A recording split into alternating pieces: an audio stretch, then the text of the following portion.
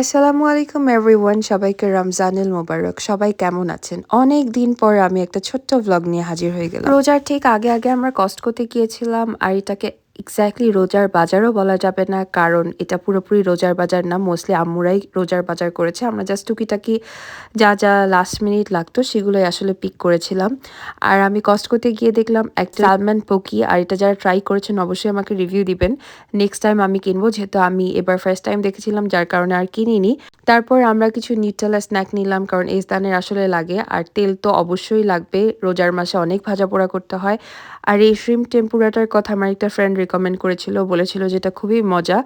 So ওই জন্য আসলে ইফতারের জন্য নিয়ে নিলাম। তারপর জুস নিলাম, এটাও ইজদানের জন্য। কেক নিলাম, শসা নিলাম, তারপর ব্লুবেরি নিলাম, স্ট্রবেরি নিলাম, নান নিলাম, কারণ ইফতারে অনেক সময় আসলে কাবাব বানানো হয়। তারপর নিয়ে নিলাম হচ্ছে ঢ্যাঁড়স। এগুলো আসলে টুকিটাকি যেই সবজিগুলো নিয়েছি, আমাদের আসলে সবজি তেমন একটা খাওয়া হয় না, বাট স্টিল যেহেতু ইজদান আছে, সো যার কারণে ওর লাঞ্চ আইটেমটা আমার মাথায় রেখেই আসলে বাজারটা করতে হয়। তারপরে নিয়ে নিলাম হচ্ছে ওটস, কারণ আমি আসলে সেহরিতে ওটসটাই মেইনলি প্রেফার করি। আর আম নিলাম।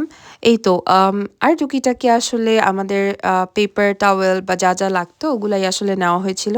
আর যেটা মেইনলি আমার নেওয়ার কথা ছিল আসলে কস্টকোতে যাওয়া যেই কারণে, সেটাই আমি নিইনি, সেটা হচ্ছে কিমা। আচ্ছা বলেন তো, কার কার সাথে এমন হয় যে কারণে দোকানে যান সেটাই না কিনে বাসায় ফিরে আসেন? এটা তো আমার সাথে অনেক হয়। এরপরে আমরা একটা আমাদের ফেভারিট স্ন্যাক শপে গিয়েছিলাম। That's all for today. আল্লাহ হাফেজ।